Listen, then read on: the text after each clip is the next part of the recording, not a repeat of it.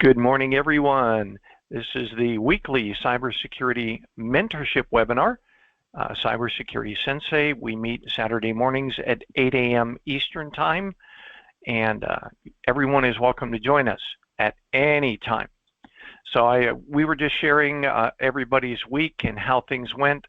I think you all saw that I was pretty prolific in posting. Anyway.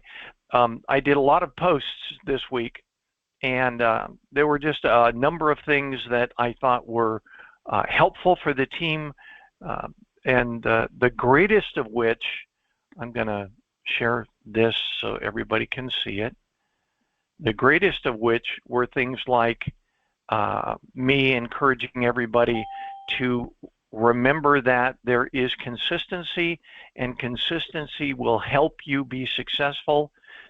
This is not a sprint, it's typically a marathon. So if you, set yourself up for long-term working towards success instead of short bursts of energy, it usually works out better for you. And this works professionally as well. Stuff happens, at work. Those people who are hard chargers, they either sit around doing nothing or they're, driving themselves crazy trying to get stuff done. They tend to experience burnout faster because of the stressful stuff, and they don't relax as part of what they're doing. So I'm just trying to teach everybody that small improvements over time is going to build better character for you, more resiliency. You're going to be stronger at what you do. You will be more appreciated, not because of your ability to be a firefighter, but because of your ability to perform day in and day out. That's, I think, a quality that we all should strive for. Not just, being able to work really hard when the going gets rough, but day to day, how do you appear? How do you affect your workplace, the people around you, etc.? And I mentioned this to you, Twyla, because your enthusiasm is noticeable every single day, every single time we talk to you, whether it's an okay day or whether it's a great day. You are still you exude enthusiasm and joy, and that's something that a lot of people like myself probably could do more of. So you're a good example to us. The fact that I'm up at 5 a.m. Actually, I was up at 3 trying to set up for today. Hopefully I'm a bit of an example to you for this. I do this every single week, been doing it every single week since 2019, and my point is to help anyone that's interested achieve and become successful in what you're doing. So all of this points out that consistency will help you over time. And I think the greatest thing it'll do for you is it'll keep you from getting burned out. This IT field and cybersecurity specifically is a field where a lot of people tend to burn out quickly. And why is that? Because they never feel like they're on top of it. Every time you think you've learned everything, something new pops up. So you just have to be in that mindset that I'm constantly learning. Just because I've learned all this stuff today does not mean tomorrow is not going to be a challenge. Be prepared for the challenge. Understand that the challenges exist. They will continue to exist, and let's work on them. By the way, good morning, Melanie. And Ron greeted everybody when you come in. Thank you for joining us. Like I said, I was just posting a little bit about consistency, and I wanted to point out that we have lots of opportunities for you to get engaged while you are still volunteers, while you are still learning about this. Get engaged a little bit. The homework is something that you see Chris and I do consistently. That is the homework. Find something, find the cybersecurity implications of it, and bring it back to the team and share about it. That's homework. And the reason we do that is that's what you're going to do at work when you get yourself a job in cybersecurity. You're going to be studying various techniques. You're going to be learning about various attack vectors. You're going to be learning about ways to minimize your attack surface, those sorts of things. And it just becomes your day-to-day style. It's just the way you operate. The incident response team, to my knowledge, and I've been looking around, to my knowledge, this is one of the best ways to be able to get experience and be able to claim it on your resume. Do you have any experience? Yes, I am an incident response analyst. Since this date, I work this many hours per week on incident response team activities, reporting bona fide incidents. These are real incidents. It's called a false negative. If you want to look in your Security Plus study guide, look up false negatives. Those are actual bona fide incidents. You may not think of it as being a big deal, but it's the sort of thing that some people go through their careers in cybersecurity doing the less sensational stuff. You never make it onto the front page of the Washington Post, but you're still doing a fabulous job at it. Just something to think about. This new speakers bureau that we're putting together, I have a lot of hopes that it will give you the opportunity to do things like put together a slide deck. I authored a cybersecurity awareness slide deck, or I edited a slide deck for cybersecurity presentations to the public. That's a big deal, cyber awareness. And then once those decks are in place, all you have to do is make yourself available to talk to family, friends, relatives. I'll give you an example. This week, I'm talking to our local Kiwanis Club because they asked me to. And it's on the same sort of thing I've been doing to these other groups. It's how not to be the next cyber scam victim. It's a big deal. It's big in the news, and a lot of people are very concerned about it. They don't want to be caught, but we don't want them to be fearful. We want them to be aware, and that's what we teach. Those sorts of things. Anybody else have any thoughts or ideas about our opportunities and how short little things over time are going to make you successful? That's what you do at work. You don't come into work wearing your suit of armor with your sword every day. If so, you're going to get really tired really soon. It's the day-to-day that helps to make you successful. Thoughts, ideas, anyone?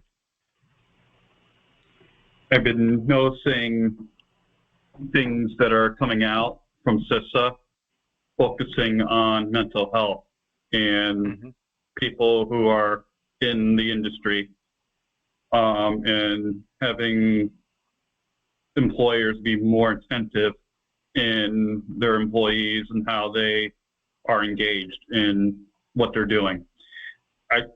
My thoughts about this would be, what are you doing with your white space on your calendar? Are you, and this is okay if I ask this, I'm not saying it's bad, but are you playing video games, or are you trying to find something that's next on your list of making you and your business better and making you and your business feel good? Priority should be your physical, mental, emotional health. Hey, if something goes around with your family, take care of it. Mm-hmm. And this security will always be there. The problems will always be there. The bad guys will always be there. Yep. And that's the key part of it is a lot of the employers will sit there and say, yeah, you need to be 24/7. You need to be on top of it. You need to be there. But that's the case. It is there. And I think the thought we need to go through, Scotty, is it's a team sport. It's not a Chris show. It's not a Scotty show. It's not a Philo show, etc. You have teammates. You need to work together. And what you do with that white space in your time and how you have it prioritized, I think that's the thought process of, hey, to take care of yourself aspect. Yeah. Yeah. I don't think that any employer honestly thinks that their employees should sacrifice themselves at work.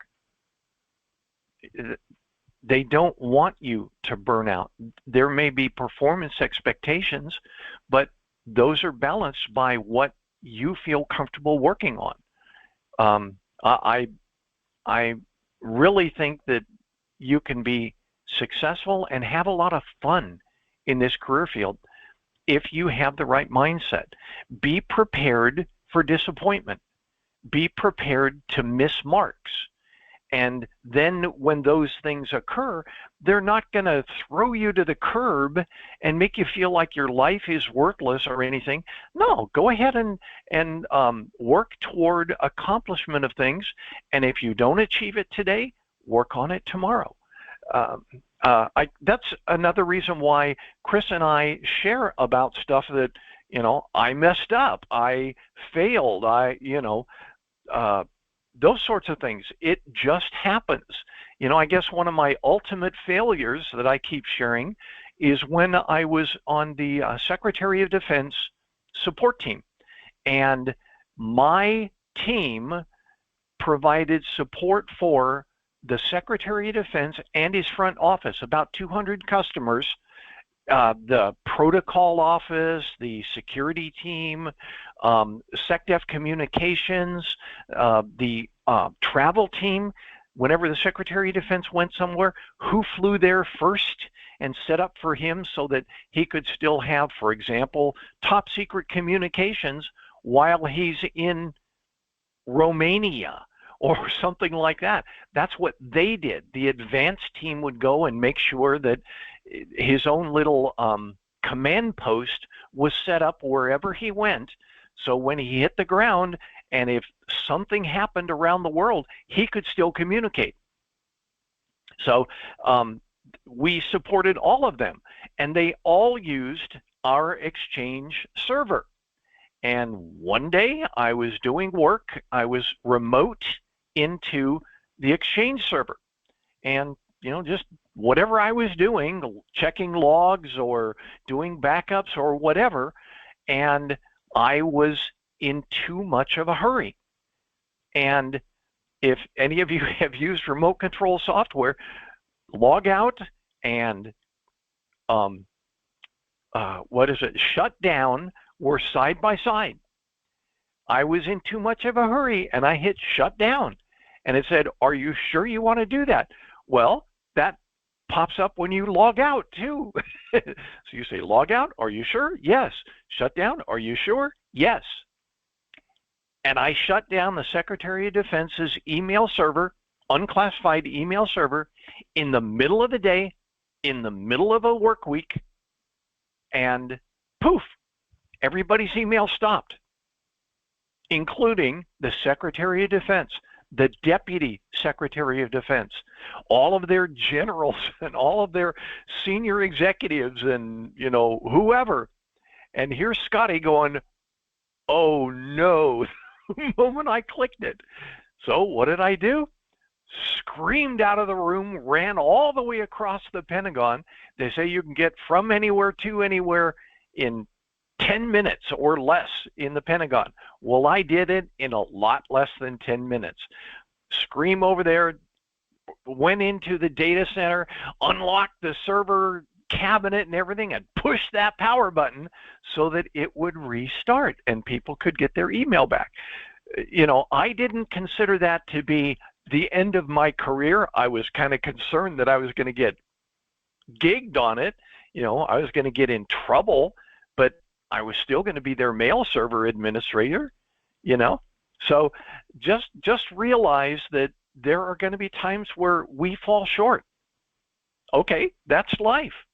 If you want to, take a look at it as being 100% success 100% of the time, sure, you're going to get burned out because you just can't achieve it. Stuff happens. Let it happen and move on. So what do we do tomorrow? There have been days where I go home and I'm just like, I'm done with this. I'm disgusted with this. And the next day I show up, here's my lunchbox, away we go. That was my time to be disgusted. Now let's get back to work. It just happens, folks. Don't set yourself up for being right 100% of the time. Don't think that you're going to know everything all the time, because you won't. And with that in mind, just plan for that consistent progress. Little bit of progress here each day will accomplish your success. It's sort of like when you were in elementary school or even in high school, what did you want to be? And now you look at what are you now? How many of us achieved those things that when I grew up, I wanted to be an oceanographer. Well, here I am in IT. What happens? Life happens. Just allow life to occur. Anyway, just sharing with you guys. This is an extremely enjoyable career. I love this. This is the sort of stuff that gets me up in the morning. I don't think about it as being, another hack, another, data intrusion, another exfiltration. These guys got their Move It server capitalized on. These guys got their Move It server. There have been, 5,000 Move It servers compromised? I think something like that, 5,000 Move It compromises. And every single one of them, many of them, were holding client data for businesses. Your client data, your mom's client data, if you think about it. So that's what we're here to help. That's what we're here to try and make better. All right, so I wanted to share a little bit about the spam and phishing that has been arriving. I don't know if you have been watching this one. I was pretty impressed, I guess. They said, oh yeah, this is from UPS. Well, if you look at the address, it's definitely not UPS.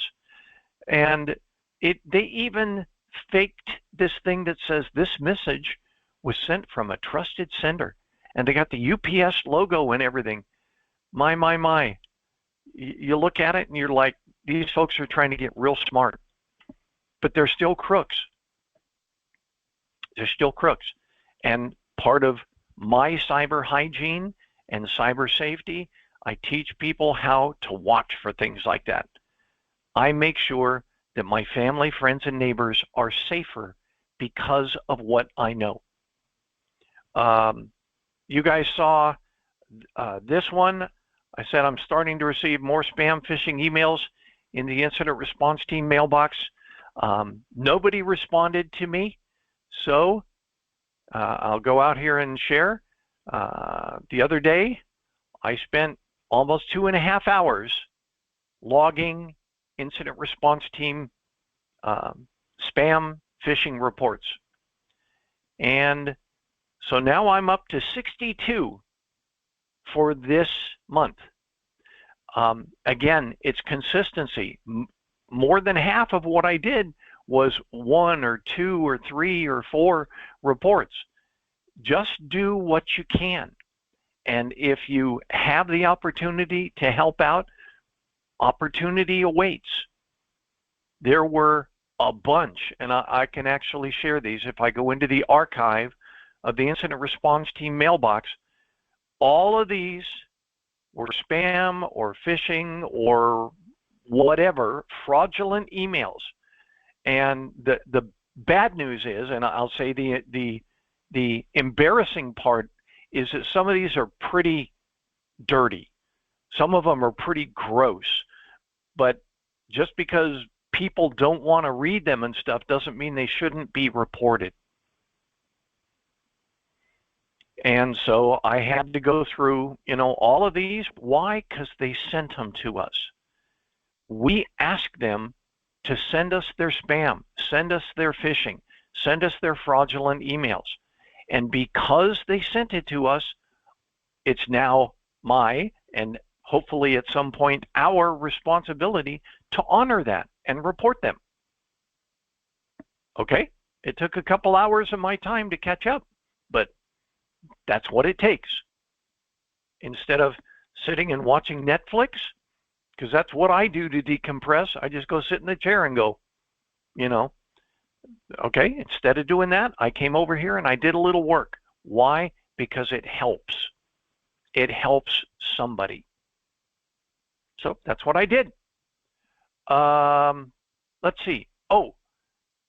I sent this to everybody this morning. I wanted to talk about this new Cyber Careers recruitment page. This is literally a recruitment page at the Office of Personnel Management.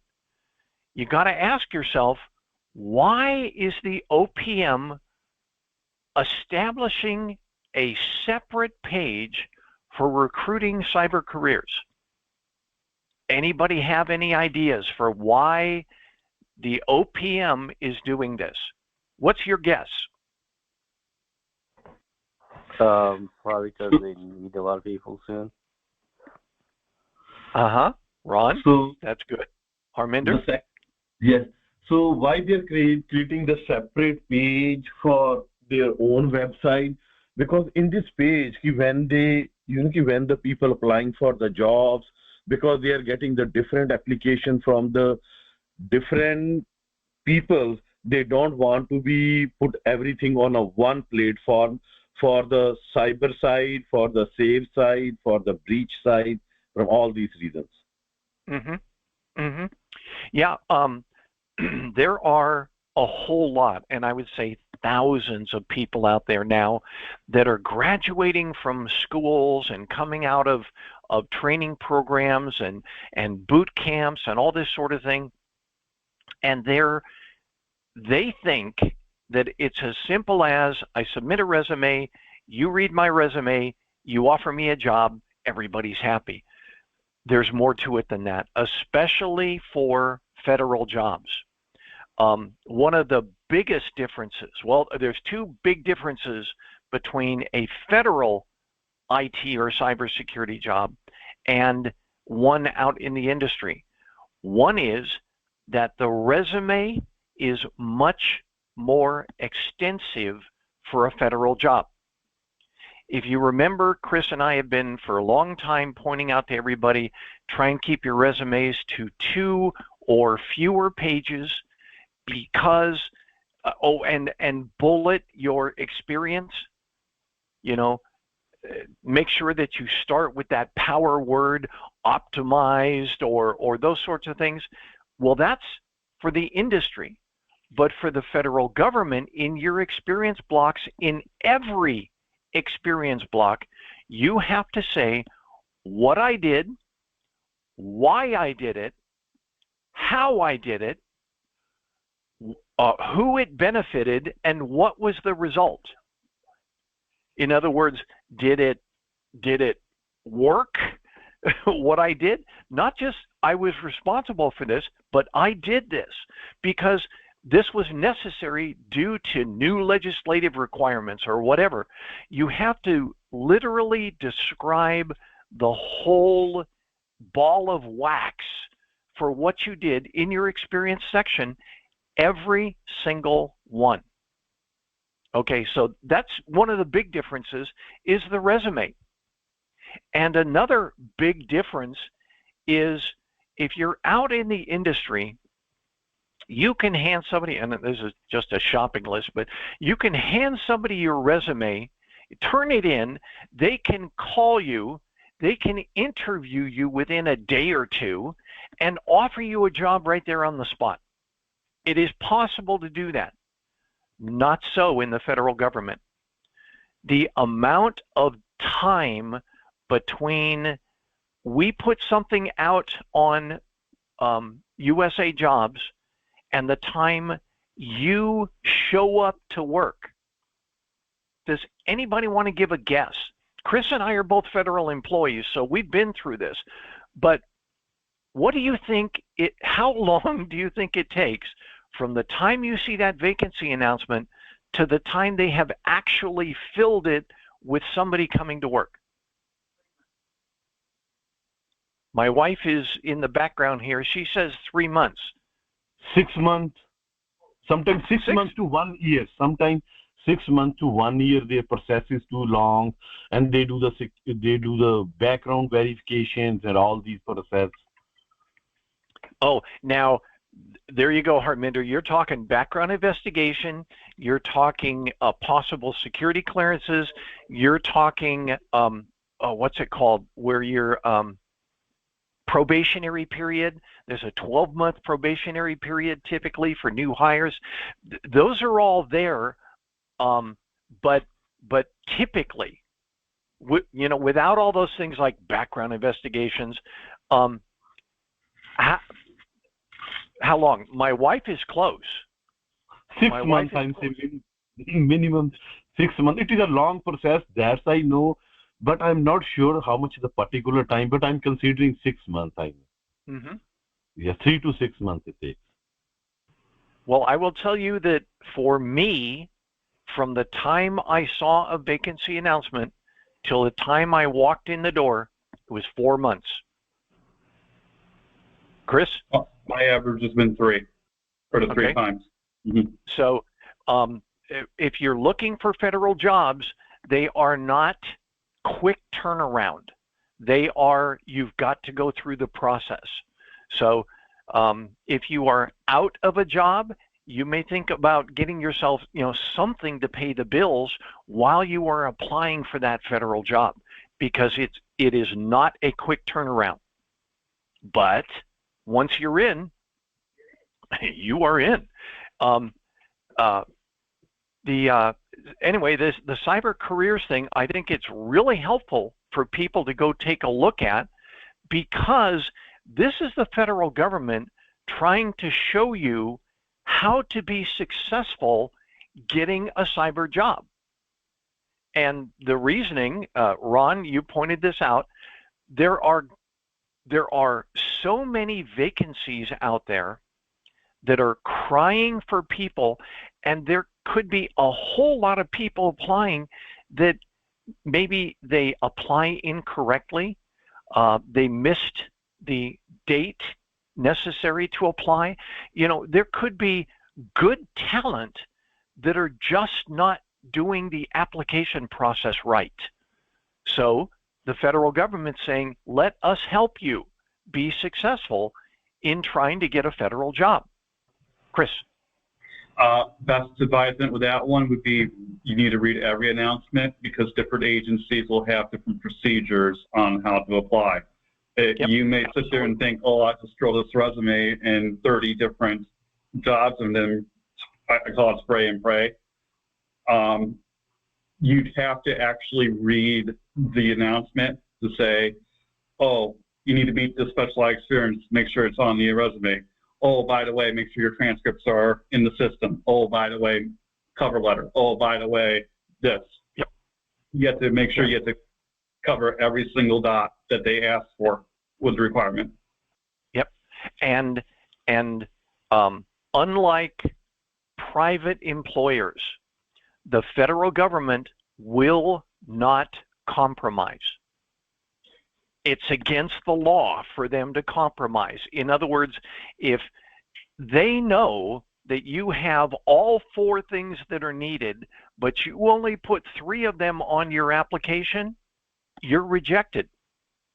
They're not going to call you up and say, gee, could you fill in that 4th one? 'Cause because we know you're a really good candidate. They're not going to do that. So be aware, you need to know this all in advance. Like Chris was saying, scrutinize these vacancy announcements. And I'm going to bring this one up. This is one that I shared this week. And I will share with you why I thought this was a sensational job to apply for. Sensational.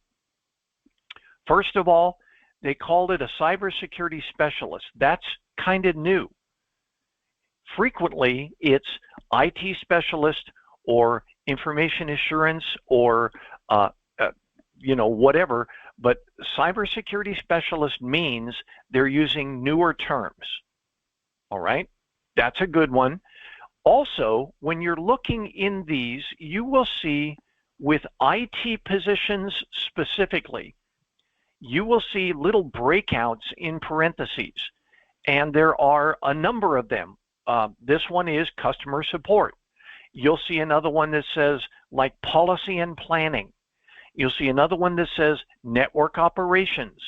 You'll see another one that says compliance.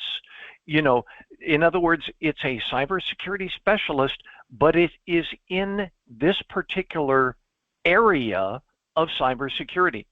The reason I think customer support is so good is because usually the high level of technical skills are not necessary to be able to support customers.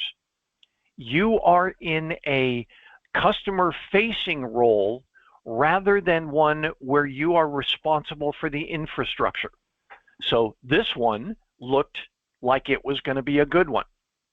As I was looking at it, it said pay scale of GS7. Now that's not very good. GS7 is, kind of entry level. However, when you come down here and look at it, it says promotion potential of GS12. Now, there is no promise that you're going to get to GS12 in that position. But the promotion potential means that hold on a sec, Chris, if you continue to operate at the level of the next highest level. So if you come in as a GS7, but let's say you're doing work at the GS9 level, then your employer has the capability to promote you without having to do anything else except say, you are now performing at the GS9 level, we're going to give you GS9. You are now performing at the GS11 level, we're going to give you GS11, etc. And you notice I said 7, 9, 11, not 7, 8, 9, 10, 11. If you're looking at odd numbers, typically odd numbers, 5, 7, 9, 11, those are the ones that will allow you to jump 2 grades. I'll give you an example. I was a GS5 when I came into my job at the Pentagon. I was a GS5. They hired me into a GS7 position that said promotion potential GS11. Sure enough, 1 year later, they made me a GS9. 1 year later, they made me a GS11. That means in 2 years and 1 day, I went from GS5 to GS11. Oh, there you go. Good one, Chris. So it can happen, but you watch for that in the vacancy announcements because it says promotion potential.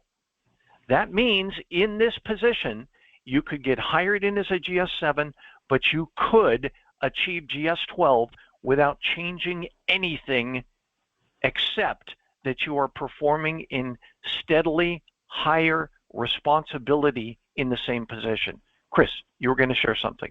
I'm going to challenge you on saying GS7 is bad. GS7 salary, yeah, if you look at the number, it's like, oh, that's not too good. They don't include the benefits and the that's exactly other right. things that the government has to offer, like health insurance is top class line health insurance. You get a retirement not the private sector does not, or very rarely a private sector will have a retirement package. Right. You need to think about that when you apply for a federal job. You say, oh, GS7 is not so good. Yeah, that does not count the benefits you get. So just want to put that out there, and I want to challenge you on 7's bad. So sure. No, you are right, Chris. You are right. But many people will go straight to the salary and look at it and say, can I live for that much? But you are correct. Every federal job has what's called the base salary. And then they add what's called locality pay. Locality pay. Look it up. Go to opm.gov and search for locality pay. Different geographic areas that have higher cost of living have adjustments that are automatically applied to that amount. And those adjustments can be substantial. The last time I checked, I think one of the highest pay areas was San Francisco, Oakland. And if you look at this amount, it's like, you can't live for that. So what they apply is a locality adjustment of something like 31% to that amount. So now you're, let's say you're making 100,000 and you're in San Francisco. Is it 44 now? Mm-hmm. Okay. So where if you were in, I don't know, Beauregard, Alabama, a very low cost of living area, you may get 100,000.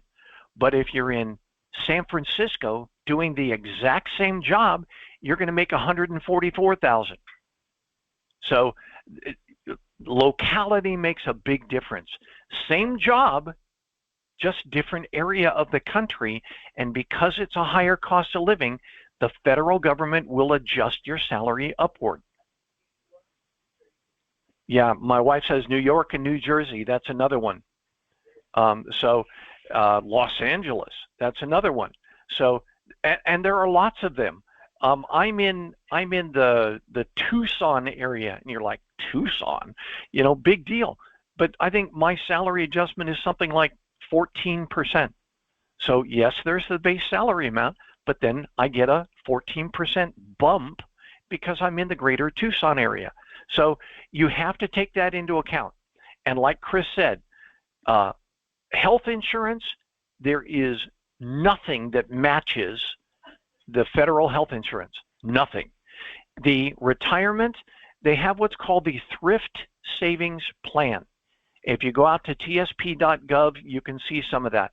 The Thrift Savings Plan, in the federal government, they will match, they talk about agency matching. Well, okay, we'll match, 2-for-1 for the first 2% or whatever. No, the federal government, they'll match 1-for-1 for your first 5%, and then I think it's 1-for-2 for the next 2.5%, up to 7.5%.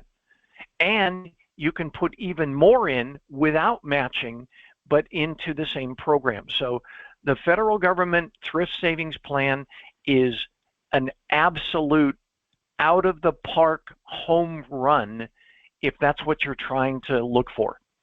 There is nothing like it out in the private sector. I don't care what Google or Cisco or Microsoft offers. There's nothing like it. So just so you know, all of those add up to, is it a good idea to get a job in the federal government? So a couple other things I wanted to point out on this vacancy announcement. This says, this was an absolute tremendous, I'm going to try and make this a little larger. It says remote job, yes. That means you don't have to go into the office. You can work from your house and still get paid for it full time. This would be perfect for somebody that, the reason I'm remote now is I was caring for my mother and my sister when they were sick. And I'm the only relative that can do that for them. And so the federal government gave me permission to work remotely because I am my sister's medical power of attorney. If she has to go into the hospital, I have to sign her in. You know, those sorts of things. So remote jobs could be really good for you if that's what you're looking for. This one was available. It says telework eligible. No, you can't telework. You have to work remotely. Oh, bummer. It says occasional travel may be required. And this is one that somebody brought up, and they said, "Oh, that didn't sound so good." Let me put some perspective on a term appointment. Usually it says term not to exceed 1 year, 2 years. This was actually a long one, 4, maybe up to 8 years. When you get into the federal government and you become what's called permanent full-time, that means you've passed your probationary period, you can apply for other federal jobs within the agency, and many times there are more jobs open for people who are in the organization than those open for the public, many times. And also, you can apply on both. You could say, I'm a member of the public, so I'm applying here. I'm a status candidate, so I'm applying here. You're on both lists. All right? So a term appointment doesn't mean 4 years and then bye, sorry. What it means is you get in, you get your permanent status, and then start applying for somewhere else, positions elsewhere. This is the foot in the door. So don't be scared when you see a term appointment. You get in the door, move somewhere else. Okay? That's how you do it. Chris. Going back to what you said about mindset and consistency, I'm noticing a lot of people are job hunting when they need a job. Mm-hmm. Probably not the best time to be looking for a job, or right. It's in an awkward stance if you're looking for a job in a job. I'm going to look at it from this mindset. If you're in on that term appointment, you're gaining federal government experience. Mm-hmm. You can, after you made your permanent status, or after you're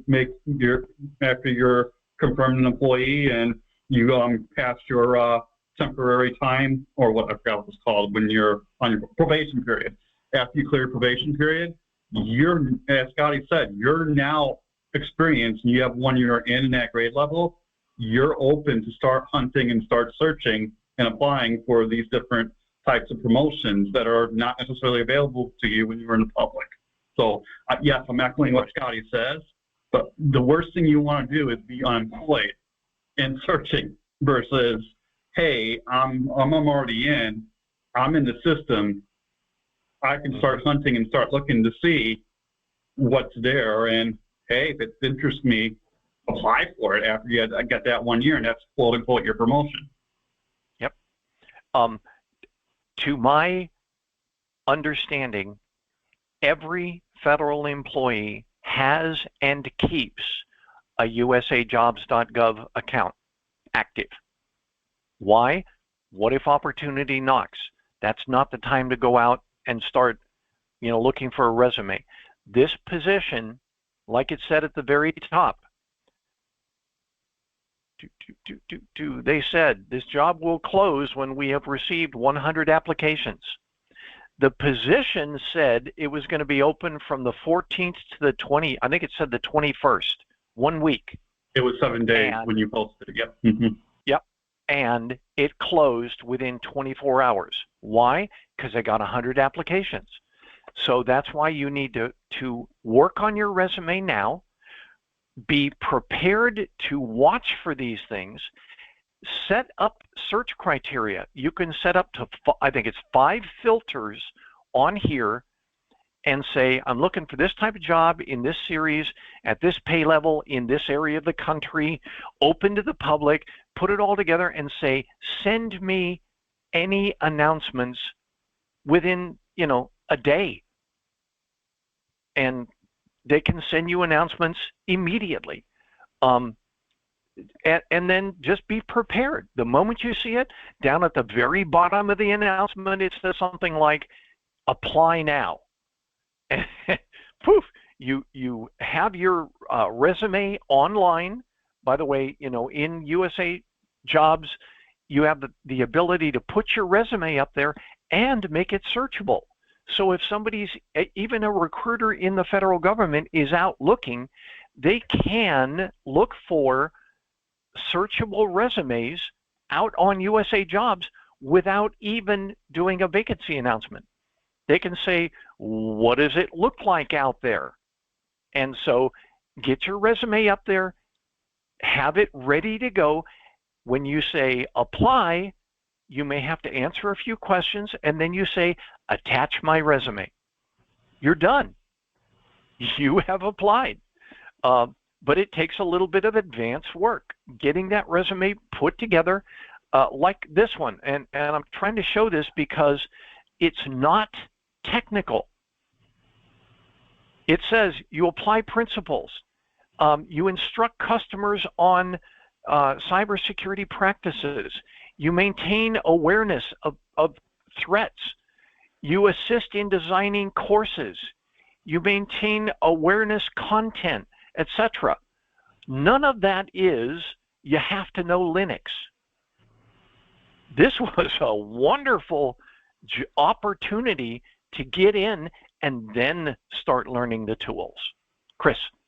This is not just for applying as well. You can also create your training plan based off these different dots. Yes. So you saw Scotty was highlighting different topics. Because this is closed doesn't mean that this is going to be the end for you. You can pick off bullet points in the specialized experience, and you can create a training plan that when the next opportunity arrives, you're ready to go with that resume and say, yep, I've been trained in this. I've been doing this in my home lab. I've been doing this with our mentorship group, et cetera, et cetera. And that can become your resume bullet point to apply for future job announcements that come along down the line. Yep, absolutely. Specialized experience is where it says you really have to have this. At the top, they talked about, this is what the duties include, but not limited to. They always say that. And, down at the bottom, other duties as assigned. That's always there. What if they grow and they need you to grow from within your position? That's the other duties as assigned. What if they, pick up a new tool? Hey, I learned the tool. Great.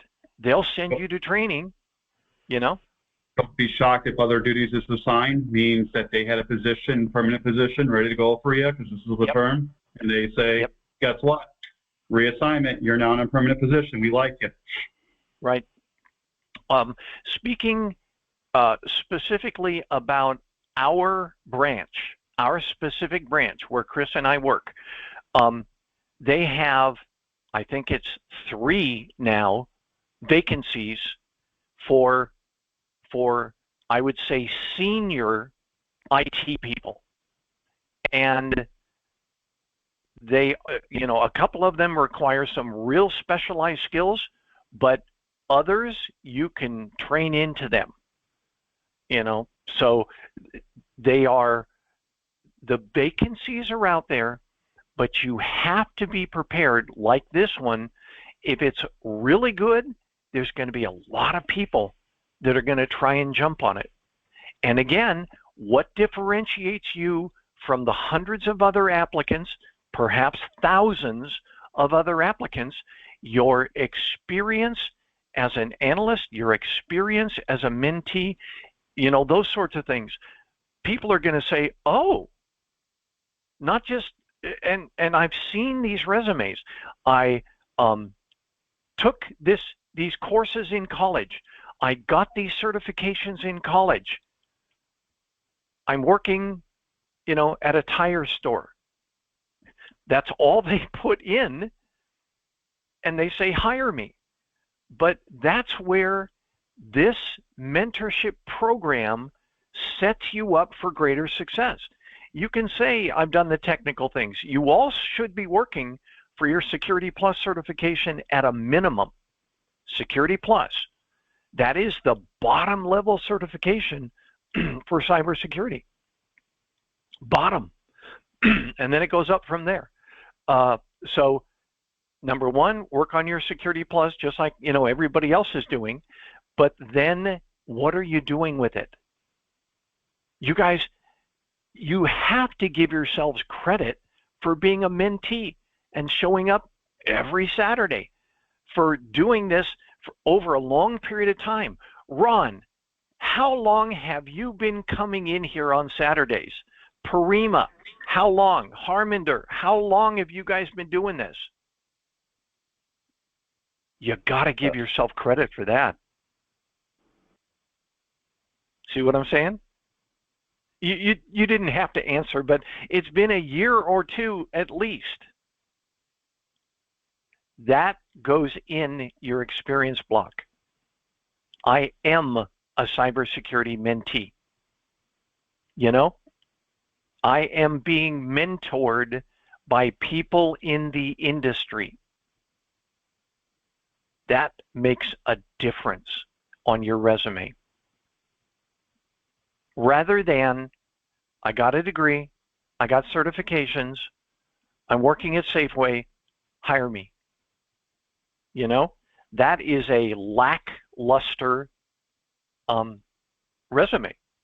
But yours shows that you're working, you're interested, you're doing this because this career field interests you. Not just, I think it's going to be a good job. And again, it's not just, I'm a techie. You got to show that you want to make a difference. You want to be a white hat. You want to be somebody that makes people safer at night. And that can show in your resume. Why? I conduct cyber awareness training. Me to the Kiwanis Club. Last week it was to 55 churches in Phoenix. The week before that, it was to our homeowners association, a retirement community, the Democratic Club. I'm going wherever they'll listen to me and conducting these cyber safety briefings so that maybe, just maybe, I can help one or more people not get taken to the cleaners. I do this because I love doing it and I want to help. I know things that are going to make other people safer. And you do too. Don't sell yourself short. That's why we developed the slide decks for the Speakers Bureau. Then all you have to do is review the slide deck and stand up there and click the forward button and read the speaker's notes. Poof, you're a cybersecurity briefer. You brief the public on cyber safety topics. See what I'm saying? It's not a heavy lift. You just have to get started. Harminder. Yes, Scotty, if you have a time, I just want to discuss the cyber incident happened with one of the friends, or you want me to discuss later on? I just need 2 minutes. Sure, go ahead.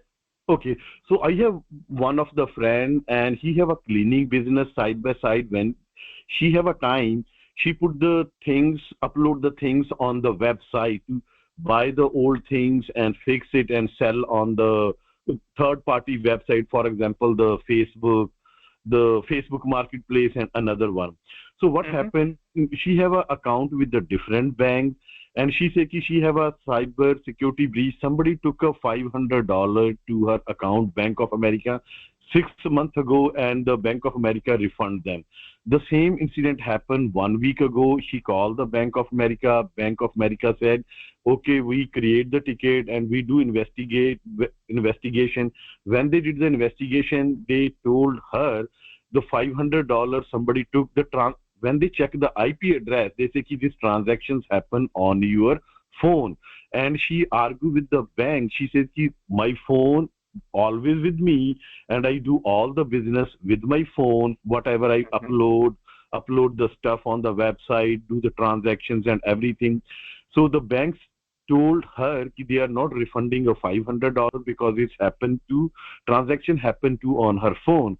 And the Bank of America advised her, you have to go to the Apple store in the Apple device and show your phone, if your phone is okay, no somebody hacked, and all these things. She said she's very upset going all this. I also give her some of the cybersecurity tips. Don't do the business with the phone. Just try to use an iPad and the laptop. She said the phone is convenient wherever she can use it. And I told her just reset the password because I know she's using the same password. And the third thing I said, I know maybe your account is already compromised and the hackers looking for the good time to make the big transaction and all things. She said this is so much hassle. I have so many things to do. I don't have such kind of times to deal with these banks on the phones and all these things. So that's I would like to discuss. What you want to me? What your suggestion? What she have to do? She don't have. She finally said she don't want to do any business Bank of America. She says she have an account with the other bank. Why this thing is not happen with another bank? But I did not ask her detail. The business you are doing, you put the information of Bank of America, or you also put the other banks too. So that is the whole thing. Okay, that's a big topic, Harminder. But Okay, I would say, sure. I would say give that the idea we can discuss any another time. So I just want to let you know. Sure. Well, the recommendations that you're making are good ones. Also, it's helpful for us to realize that we're not stuck to a particular bank.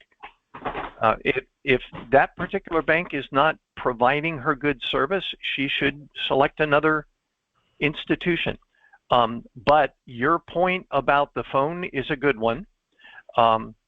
But if they say it came from her phone's IP address, perhaps there is a way for her to be more secure on the phone. Many people don't put a password on their phone.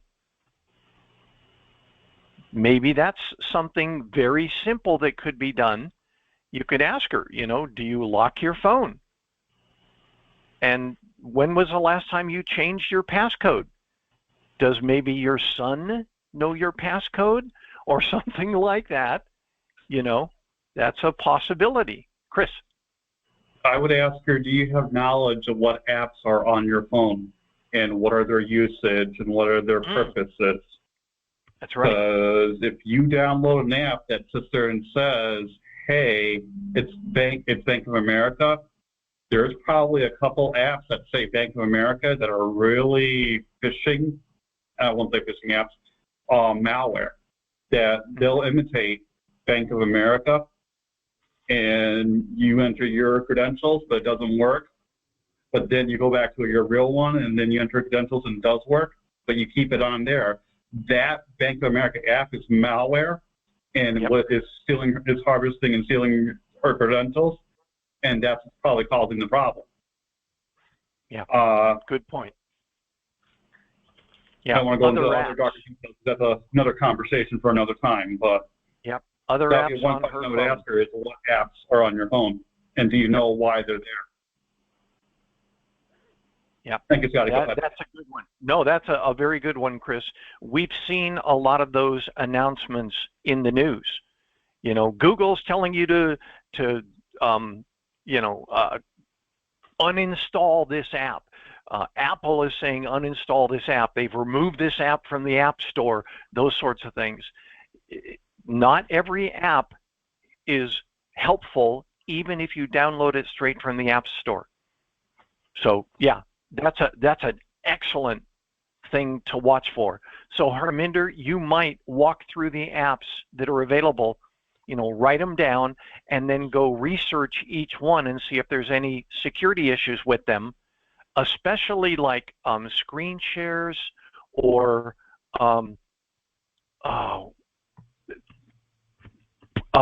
extra printing or network printing, those sorts of things. Those are typically where they can get in. If you're sharing a screen, remote control, or like remote printing, I think those would be good candidates to check for and see if maybe she's using one that is compromised. That's a great idea, Chris. Yes, I got Okay. the same question I asked her. Ki maybe is your family member, your son or daughter, but everybody trusts their kids. I know ki she definitely have a password on her phone. So that's where she says the other bank, nothing happened with the other bank. Why they happen in specific bank? Yeah. This is the last thing because we're out of time. I watched somebody on LinkedIn who is a cybersecurity expert working for Raytheon. And she pointed out that she got compromised. And the reason she got compromised is her kids watched her type in her passcode over and over and over again. So they were able to duplicate it.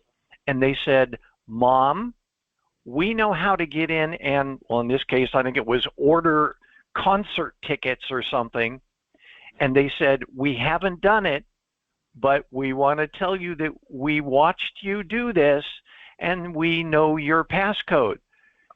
And she's a cybersecurity expert. And she's like, holy smokes, my kids could have gotten into, and she said, and I'm thankful that they had the morals to come tell me, Mom, you aren't secure, rather than to go in and buy, their next Madonna concert tickets or something.